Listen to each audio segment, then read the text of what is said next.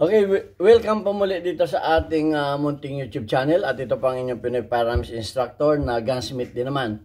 At bago ako bumati at magpasalamat ay gusto ko lang munang basahin ang katanungan ni Jane Mentio Nuevo. Mento Nuevo. Okay, so hindi ko mabasa, dugtong-dugtong kasi. Ang sabi niya, good day sir. Baka pwede mo din gawan content sa Glock din kung ano kadalasang nasisira din. Maraming salamat po. Okay, at sasama ko na rin itong isang tanong na madali naman sagutin. Tanong ni Kulasa. Sir, anong magandang concealed gun sa maliit na kamay? Pang grip, okay po ba ang 9mm or 45 bullet? Thanks. Okay, at pasasalamatan ko lamang ang ating 44,100 plus na mga subscribers. At maraming salamat sa inyong pag-share ng ating mga videos at sa inyong mga like at lalo tigit sa inyong mga comment na at tanong na dyan tayo kumukuha ng ating content.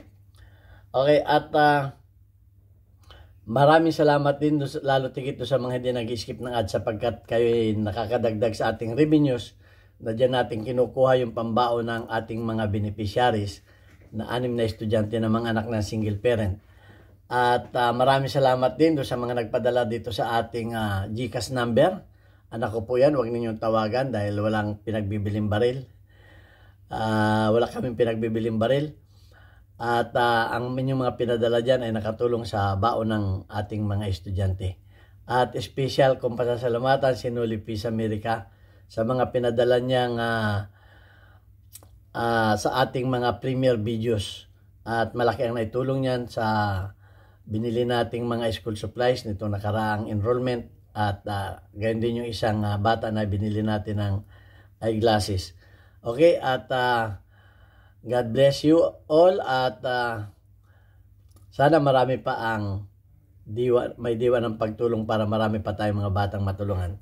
Okay, so, una na nating sagutin yung katanungan ni magpapasalamat muna ako dito sa isang nag-comment, si Rog Ferns.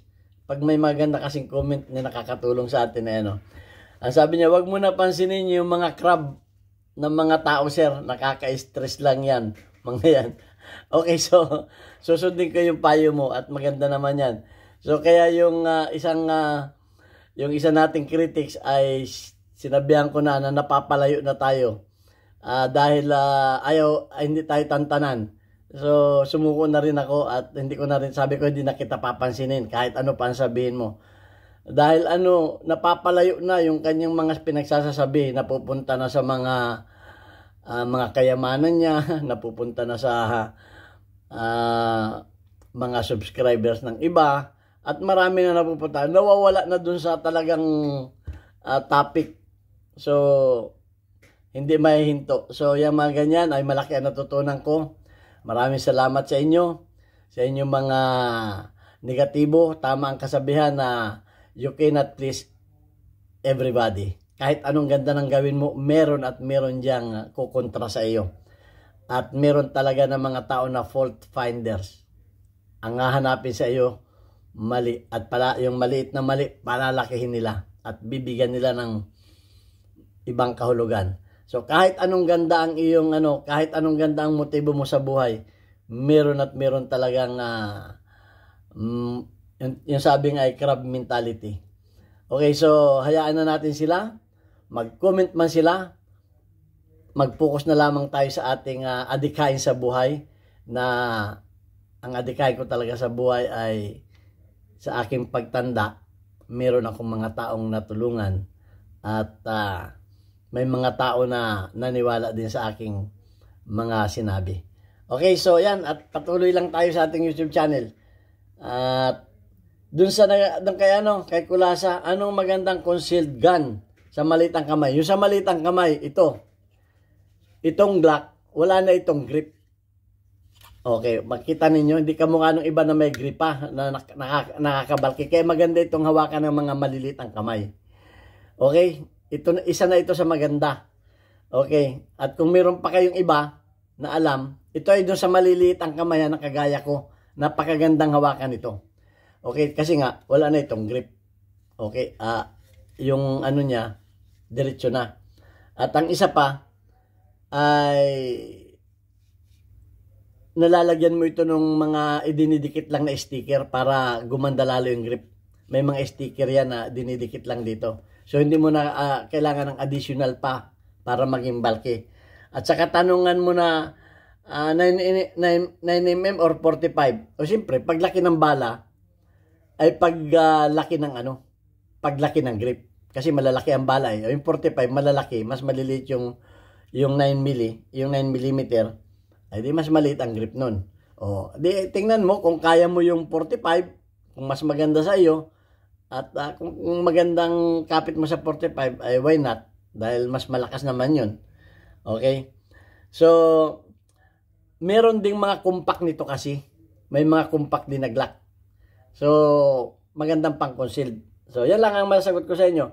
Kung meron pa kayong ibang mga i-comment ninyo kung meron pa kayong mga ibang suggestion dahil tumatanggap naman tayo ng ganyan. Okay, doon naman sa katanungan na gawan daw natin ng kuntit ang Glock kung alin ang kadalasang nasisira. Okay, ipapauna ko for educational purposes only. Ang Glock ay isa sa mga baril namin na matibay. Napakarami naming Glock. Sa kadahilan ng napakarami naming shooter dito, ang isang Glock bago masira ay umaabot ng hanggang 30,000 rounds. Bago talagang yung sabi mong malaspag yan. Ganyang katibay. At ang kagandahan sa Glock, available ang mga pyesa. Madali mong palitan. Actually hindi nito masyadong kailangan ng ito yung kung mga minor na sira lang, hindi na nito kailangan ang gunsmith dahil palit ka lang ng palit ng pyesa nito Okay, punta na tayo sa kadalasang masira. Punta muna tayo sa receiver. Ang receiver at magazine yan ay magkapatid yan o mag-asawa yan. Huwag ninyong paglaruan lagi. Huwag ninyong paglaruan ang inyong mga magazine na salpak at Kasi itong polymer ay madali na siya na pupudpud dito at ang nangyayari nalalaglag yung magazine niya. At ang isa pa diyan itong kanyang magazine na catch release ay saan yung ating sample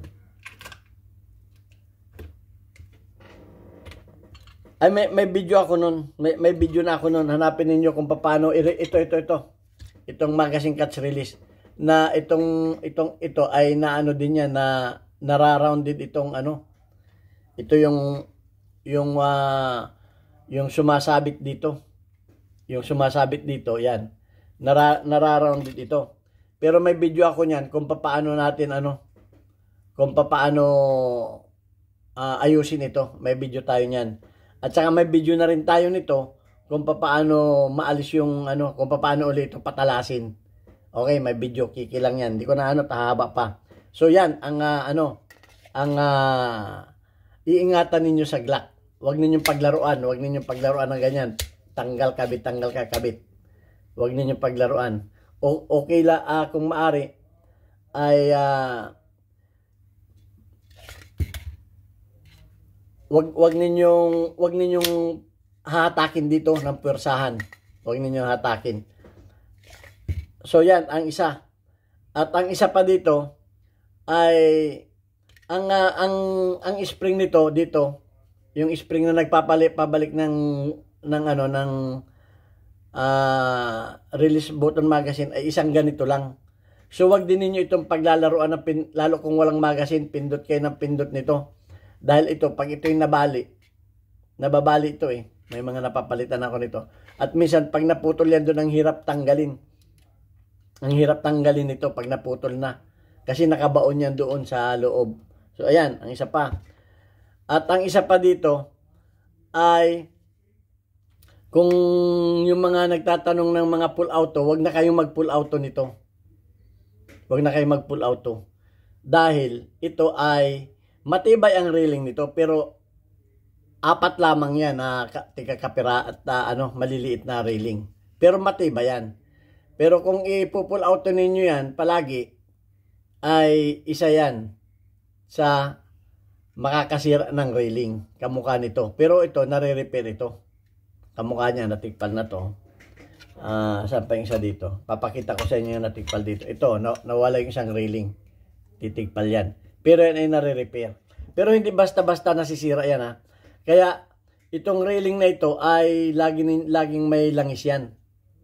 Laging may langis yung mga railing na yan. Para hindi mag-init sa, sobrang mag-init pagka pumuputok kayo lalo kung maramihan. So yan, ang isang mga ano dyan. At ang isa pa dyan ay itong trigger return spring na nandito sa loob nito. Napuputol yan, pero ang daling palitan yan. May videos na rin ako niyan kung paano, kung kayo ay maputulan yan, madaling, kahit wala kayong pamalit, pwede ninyong ikabit uli kahit wala kayong pamalit. Yan, isa pa rin yan. Kaya yan, lalangisan din ninyo ito. Itong parte na ito. Lalangisan ninyo yan. Okay, wag naman yung langis na tumutulo-tulo na. At ang isa pa dito sa receiver ay itong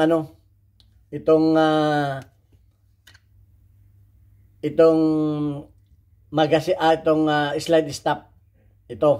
Ang kadalasang nasisira dito sa slide stop ay napuputol itong return spring na ito. May videos na ako niyan kung paano ninyo gawin yan. Kwerdas lamang ng gitara yan. Ito, napalitan na ito. Kwerdas lang ng gitara ito. Pero kung may pamalit kayo, may reserba kayo, madali lang palitan yan.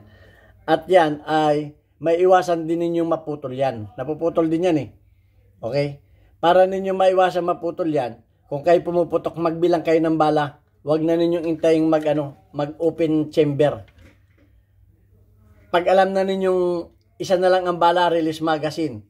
Tsak, diretsong putok. Huwag na ninyong intayin na maubusan kayo ng bala. Dahil pag naubusan kayo ng bala, ang napapwersa dyan ay ito. Slide stop ang napapwersa dyan.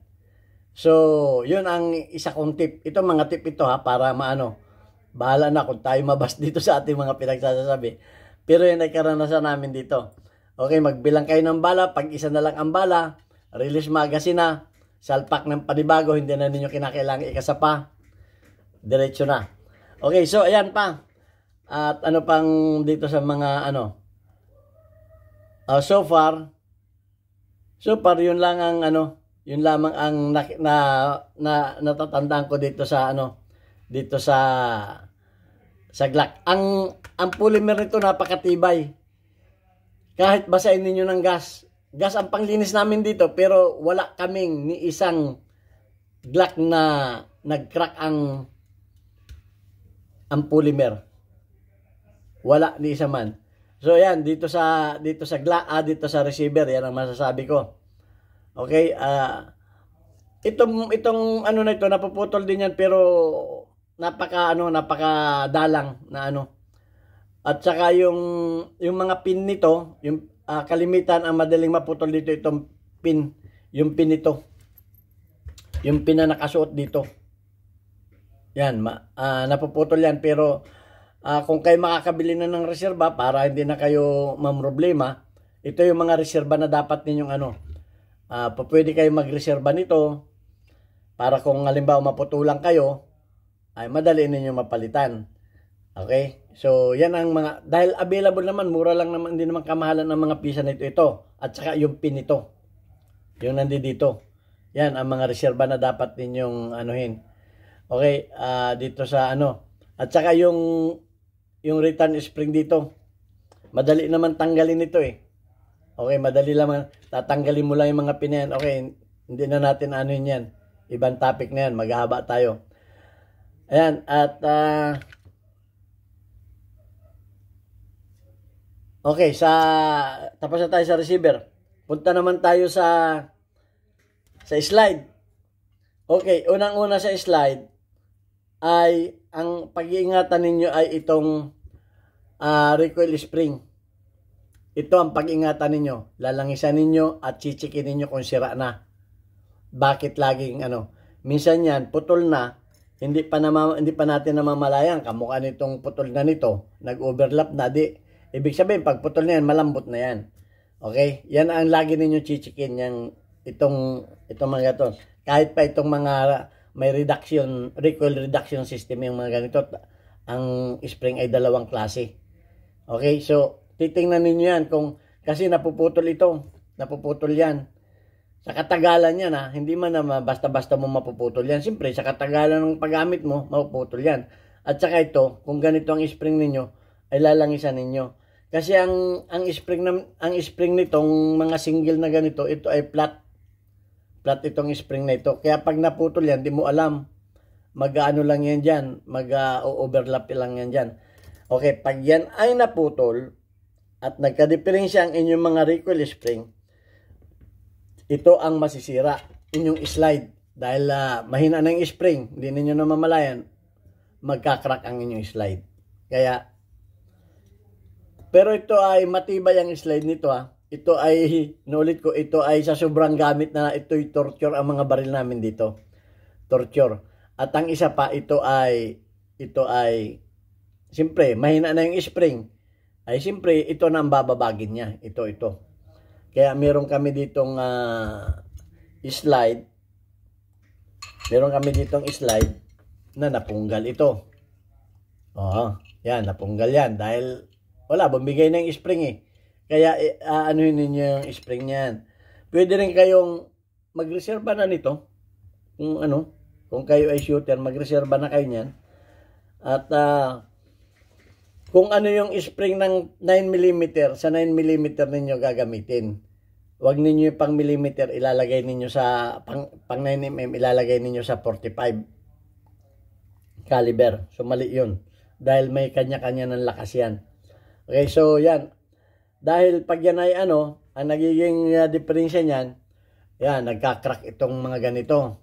Yan, nagkakrak yung mga ganyan. Na-repair na to, nakakrak yan. Bukod pa doon sa mga kakrak yung mga ganyan. So, yan ang mga nagiging problema.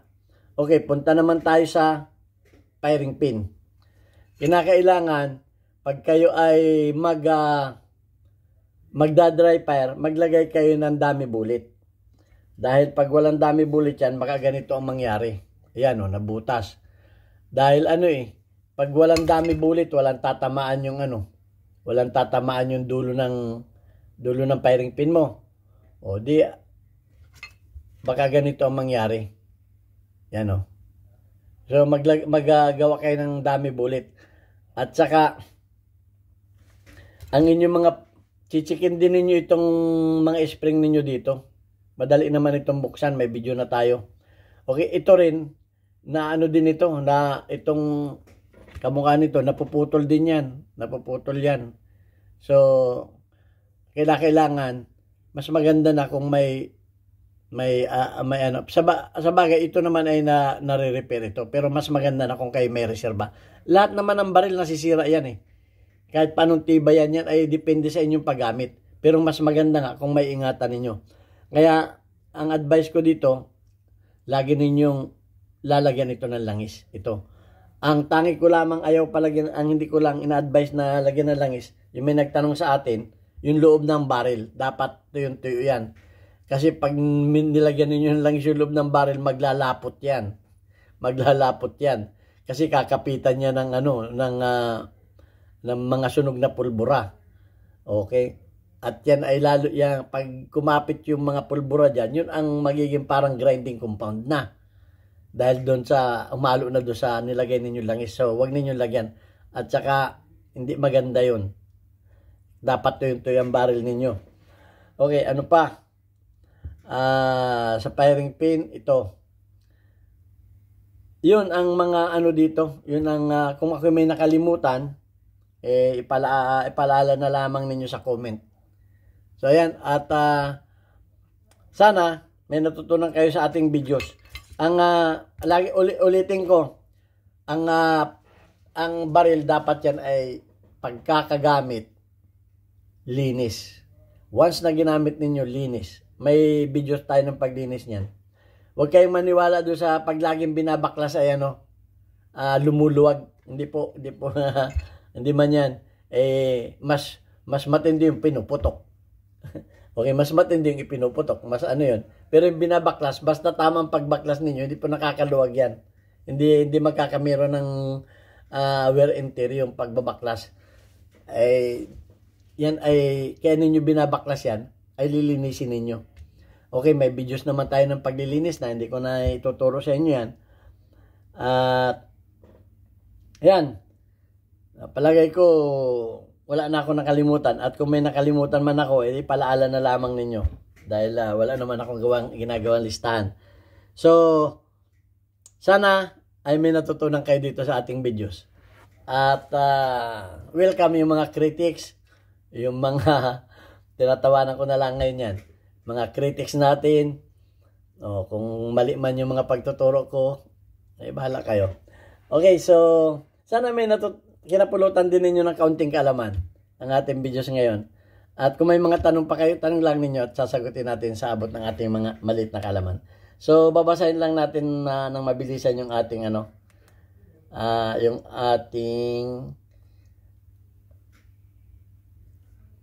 yung ating community spotlight. Ang ating community spotlight, weekly highlights of your most engaged audience members including your top commenters. Okay, si NDC Noy Peace America may 52 engagement. Si My Geographic ay may 19 engagement. Si Amboy Llanes ay may 47 engagement. Si Nueva Prepare ay 3 ang engagement. At si Angel ay 48 ang engagement. Maraming salamat po sa inyo. Thank you very much.